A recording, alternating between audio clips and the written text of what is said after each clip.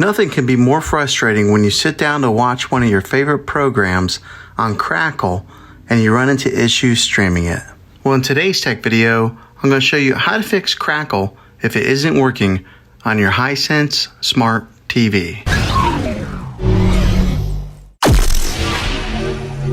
I'm going to show you a few really simple ways to try and solve your problem and get it back up and running again. The first one is the easiest one to try, and that is to unplug your TV from the wall outlet and wait 60 seconds. Now don't be impatient here, wait the whole 60 seconds, then plug it back in. This is very different from turning your TV on and off with your remote control. This is what we call a hard reset of your TV, so make sure you do this method. If that doesn't work, then find the router that is giving you Wi-Fi and unplug the power to that for 60 seconds. Then plug it back in. If it fixes it, great. If not, let's move on to the next method. Try deleting the Crackle app on your TV.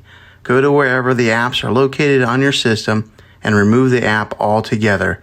Then reinstall a Crackle app again. After you reinstall it, you might have to log back in with some of your credentials, but hopefully this will work. If that doesn't work, then I recommend buying an affordable Roku stick, Apple TV 4K, or Amazon Fire Stick and plug that into your TV to use as your main streaming player. You'll be able to access the Crackle app that way. I'll put links in the descriptions down below of where you can get one. Well, hopefully this video was helpful for you. If it was, go ahead and click a thumbs up on it. Go ahead and subscribe to my channel. I make tech videos all the time, and I would love to have you back in the next one. Take care.